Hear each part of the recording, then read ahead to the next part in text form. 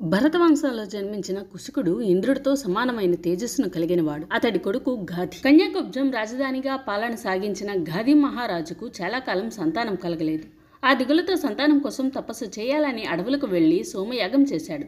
ఆ యాగ ఫలితంగా సత్యవతి అనే కూతురు కలిగింది. ఆ రోజుల్లో భృగువంశ సంజాతుడైన చ్యవ్యునుడికి రుచికుడనే కొడుకు ఉండేవాడు. రుచికుడు విఖ్యాతుడైన తపస్వి. గాధి కుమార్తె అయిన సత్యవతిని వివాహమాడాలనే కోరికతో ఒక రోజు వెళ్లి గాధిని అడిగాడు. రుచికుడిని ధనహీనుడిగా తలచిన గాధి కన్యాశుల్కంగా ఒక చెవి శ్యామవర్ణంతోనూ మిగతా శరీరం అంతా శ్వేతవర్ణంతో చంద్రుల్లా మెరిసే 1000 వేగవంతమైన గుర్రాలను కన్యాశుల్కంగా కోరాడు గాధి. అలా కోరితే అతను వెళ్ళిపోతాడు అని భావించాడు. అష్టదిక్పాలలో ఒకడైన వరుణదేవుణ్ణి మనసులో తలుచుకున్నాడు రుచికుడు. వెంటనే గంగా నది నీళ్ల నుంచి గాధి కోరుకున్న రూపంలో కాంతులీనుతూ 1000 గుర్రాలు ఉత్పన్నమయ్యాయి.